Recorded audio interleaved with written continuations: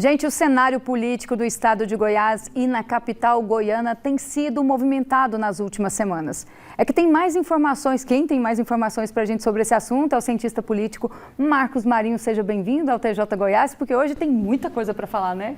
Boa tarde, Mônica. Boa tarde a toda a audiência do TJ Goiás. De fato, esse ano está muito quente, né? E toda semana que se passa, a gente tem mais novidades, novos temas e o clima está aumentando assim, a olhos vistos, tanto em nível local, regional e nacional. Agora falando, né, teve uma participação do governador Ronaldo Caiado em uma entrevista. O que ali as falas dele podem ter comprometido ou favorecido para ele que quer sair aí a presidente da República? Mônica, Caiado ele entrou no jogo com uma estratégia. Ele focou em capturar o voto da ala mais radical do bolsonarismo. E para isso ele se comprometeu com uma questão polêmica que é a da anistia total e restrita ao pessoal julgado pelos atos considerados golpistas do 8 de janeiro. Só que o problema ali reza o quê? Primeiro, ele vai ter que confrontar com o judiciário. Que já não é um papel muito legal para um presidente que supostamente está assumindo um governo, caso o Caiado seja candidato, caso seja eleito. Para além disso, ele começou a relativizar pautas que encontram muita resistência na sociedade, que é o fato de relativizar a própria ditadura. Caiado deu uma patinada, não quis assumir a ditadura enquanto um ato histórico já comprovado, sacramentado. Ele não quis se comprometer com o julgamento se o dia 8 de janeiro foi uma tentativa de golpe ou não, e se firmou posição em relação a dar anistia. Isso é interessante para uma ala bolsonarista mais radical que ama Bolsonaro acima de tudo. A questão que talvez, e na minha leitura a matemática não bate, é que a grande maioria do eleitorado brasileiro é nem Lula nem Bolsonaro. E esse pessoal costuma rejeitar essa posição mais extremada, de negar a história, para começar, e também de se comprometer com coisas que depois vão levar a problemas com o Poder Judiciário, porque é desnecessário fazer isso agora. Então o que a gente pode perceber é, Caiado está brigando entre vários players da direita, né? Tem o Caiado, o Tarcísio de São Paulo, Ratinho Júnior do Paraná, o Eduardo Leite do Rio Grande do Sul, a Michele Bolsonaro, Eduardo Bolsonaro. É muita gente brigando pela bênção do Bolsonaro e por liderar as direitas em 2026. Só que, se a gente for fazer uma análise simples, dos principais players desse grupo, ninguém está extremando o discurso. O Tarcísio não entra nessas bolas divididas de pauta muito ideológica, ele está focado em mostrar a gestão, o governo dele, da mesma forma o Eduardo Leite, como o Ratinho Júnior. Então, assim, é uma matemática que não sei se vai valer a pena para o Caiado. O custo do voto radical ele é muito alto, num processo onde a sociedade tem dado mostras de que quer um momento mais pacificado da política. Tanto que a pesquisa Quest da semana passada deixou claro que 65% das pessoas não querem que Bolsonaro fale de candidatura. Para passar, para acabar com essa agonia. Então eles querem que surjam novos nomes, mas se ficar revivendo sempre o mito Bolsonaro num contexto que não tem muito o que fazer, porque ele está inelegível, você acaba falando com um grupo, mas abrindo mão da grande maioria de quem poderia votar no Caiado caso ele fosse uma direita menos radical, mais central do processo político e que dialogasse melhor. Nessa entrevista, o Caiado se colocou numa situação de muito autoritarismo, não só por essa questão, mas também porque pregou um presidencialismo que é inexistente. E sim, você comentou uma coisa, continuando nesse assunto bem breve, para a gente entrar num segundo muito importante, que ele está abrangendo mais uma ala extremista do público que é bolsonarista. Mas ele citou também nessa participação da entrevista, falando que ele não achou que foi um ato ali, quando o Lula assumiu, que era um ato, né? Que eles tinham falado que ele estava dando golpe, né? Que não é um golpe. Aí ele já abrange todo o público. Você não acha que está ficando muito difícil de determinar o público, ou ele está tentando fugir do público bolsonarista, mas também ele está abrangendo todos eles ao mesmo tempo? Então, o que eu percebo é que o Caiado está muito focado em atacar o Lula e atacar o Lula por algumas pautas que eu não estou vendo aderência, não está funcionando. Muito focado em falar com essa base bolsonarista mais radical e está menos focado, de repente, em mostrar avanços do governo dele, comparar a gestão, que seria o melhor ponto de ataque em relação ao governo do Lula, que vem deteriorando. A imagem de Lula está caindo drasticamente.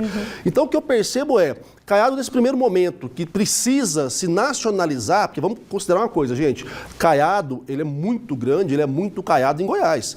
Pulou o Paranaíba, ele não tem tanta reverberação quanto tem outros governadores. Portanto, ele está buscando essa nacionalização, mas a minha leitura está focando demais um eleitorado que naturalmente vai migrar para ele caso ele seja o ungido do Bolsonaro.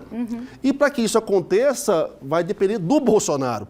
Então eu não acho que vale a pena radicalizar demais o discurso, ao invés de tentar mostrar gestão, mostrar a pujança do Estado, que é o que traria para ele a atenção da grande maioria do eleitorado brasileiro, que é de centro, que quer só paz, tranquilidade e comida na mesa. Entendi. E agora voltando para o cenário mais local, apesar do Caiado também ser local, né, estadual, mas a gente estava falando de um cargo que ele está pretendendo a nível nacional.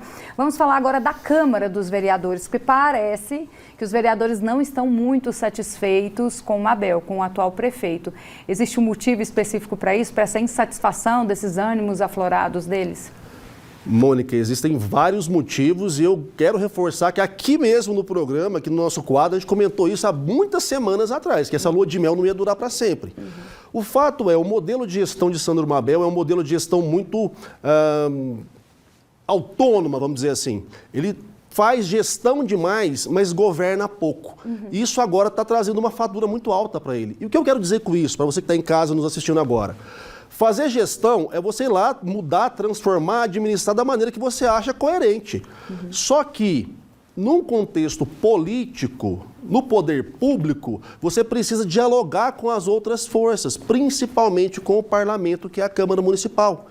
E o Mabel não tem feito isso. Então ele não está governando, ele não está se relacionando com os poderes, ele não está otimizando a relação que ele já iniciou o mandato tendo com a Câmara. Ele tinha imensa maioria dos vereadores. Agora o pessoal já começa a querer debandar. Por quê? Porque não são ouvidos, porque Mabel não dá atenção devida ao diálogo com os vereadores. O secretariado de Mabel parece que também não está muito disposto a conversar, a dialogar e receber demandas dos vereadores. E essa é uma crítica muito direta que alguns parlamentares estão fazendo, o Pedro Azulão Júnior, o próprio Lucas Virgílio. Então, esse momento, eles estão percebendo que a forma de gestão do Mabel elimina a participação mais proativa e até mesmo ativa da Câmara Municipal. O que para o vereador é muito ruim. A gente tem que lembrar, gente, que o vereador foi eleito para representar o bairro dele, o grupo do qual ele faz parte. Então, se ele não tem como entregar algo para esse grupo, se ele não tem como levar benefícios para esse grupo, naturalmente ele vai sofrer pressão. Ao bater na porta do prefeito e o prefeito não atender, ao ir até o secretário de educação, de saúde, o que seja, e o secretário não atender, ele tem que voltar lá para o bairro dele, com a carinha de gol contra, vamos dizer assim, e falar, gente, foi mal, não deu para fazer. E a pressão vai escalar. Então eu entendo que se Mabel não começar a governar, para além de tentar só fazer gestão, como ele estava acostumado na atividade privada, essa crise vai aumentar.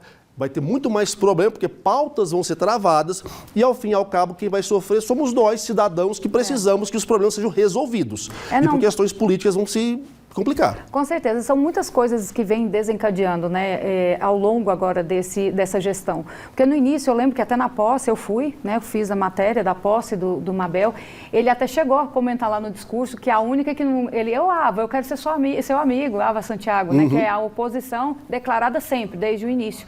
E ele, naquele cenário, todos os outros estavam meio que favoráveis, né? Então, o diálogo naquele momento era bom, porque ele conversou antes. E no decorrer agora da gestão, a gente vê que está sendo muito truncada. A gente sabe que vem de uma gestão muito complicada, desafiadora, né, que o Rogério Cruz deixou. Mas, quando a pessoa se propõe a assumir, se eu estiver equivocada, pode me corrigir, quando um político se propõe a assumir aquela função, sabendo de todas as consequências que ele pode acarretar, ele tem que assumir tudo.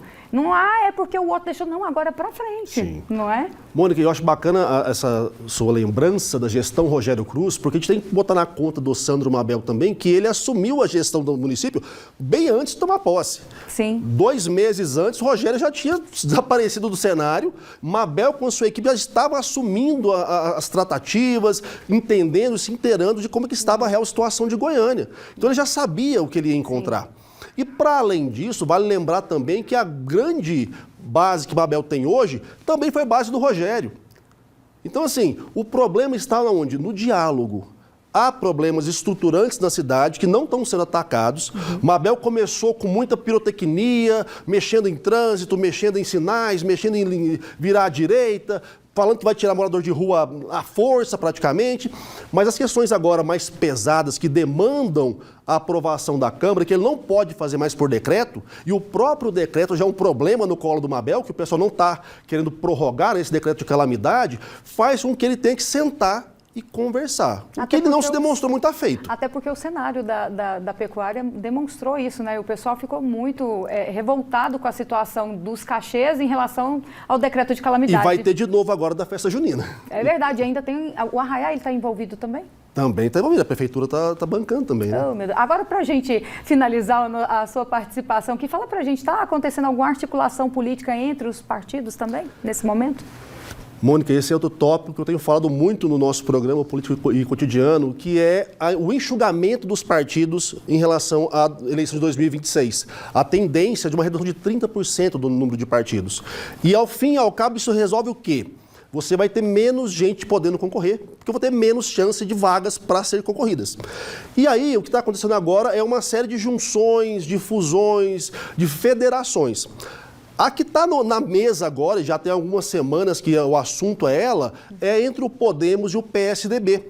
PSDB que sempre foi um dos ícones do cenário goiano, principalmente, mas também nacional, né? Sempre teve no embate PSDB com PMDB na época, e que atualmente é um partido que está bem debilitado, está bem deteriorado. E para se manter vivo, está buscando abraçar alguém. E esse namoro com o Podemos está que ele vai, não vai, vai, não vai. Na mesma semana que o pessoal do PSDB aprova a fusão, Marconi fala que vão se amar eternamente, o Glauchinho da Focus vem e fala, opa, peraí que não tem nada arrumado, o casamento não está programado ainda, e está esse embate. O que isso vai gerar para o próximo ano é o que nos interessa. Marconi já foi declarado por vários dos seus apoiadores como um player para disputar o governo do estado ano que vem. Agora a questão é, por qual partido? O PSDB sozinho não tem viabilidade hoje política para lançar uma majoritária com porte para enfrentar a máquina do governo, capitaneada pelo Daniel Vilela, mas com uma base gigantesca. Você acredita que o Bruno Peixoto também vai sair candidato?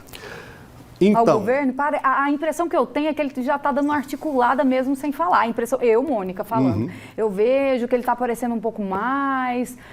Acredita? Eu vejo assim, o que eu vejo do Bruno Peixoto ele é aquele jogador que ele está sempre ali preparado. Ele sempre se movimenta para a hora que alguém fala assim, me escala, ele levanta o braço. Entendi. Então, assim, ele está articulando, eu entendo que hoje, em nível de posicionamento estratégico, o Bruno está muito sagaz porque ele pode concorrer para qualquer cargo. Ele tem, talvez, mais dificuldade de se firmar na base do Caiado, porque é uma base muito grande, e se ele tentar tirar o Daniel agora, ia gerar uma ziquezira do caramba ali dentro. Mas ele tem condição hoje, pelo que ele articulou nesses 4 anos, de ser federal, que é o que todo mundo está ventilando, pleitear uma vaga para o Senado, porque não? Tem 2 a disputa agora. E ele está conseguindo se estruturar em nível de partido. Ou seja, Bruno Peixoto tem, por enquanto, a condição de ser estrategista e pensar para onde vai. Ele pode escolher ao invés de ser escolhido, que é o mais grave. É verdade, viu, Marcos Marinho? Muito obrigada. É tanto assunto para falar que a gente fica cutucando aqui, né? Mas tem muito mais também no seu programa. Vamos convidar o pessoal de casa para poder estar assistindo, para poder acompanhar, que é um debate sobre política, de forma que você vai entender, você viu, de forma clara que ele estava explicando, né? Convido o pessoal de casa para a gente poder te liberar. Maravilha, pessoal. Toda terça-feira, 22h30 e no sábado, ao 12h30, aqui na PUC TV tem o Política e Cotidiano. Inclusive, o programa de sábado agora, eu fiz voz e violão. Foi uma análise, um raio-x sobre todas essas questões que envolvem Caiado, envolvem Mabel, envolve PSDB, então assim, envolve Lula e Bolsonaro. Então assista lá, sábado agora, ao 12h30, aqui na PUC TV, uma radiografia. E interage comigo nas redes sociais, que vai ser um prazer poder falar um pouco mais com vocês. Obrigada, Marcos Marinho, cientista político, pela participação aqui no nosso quadro e, claro, volte sempre.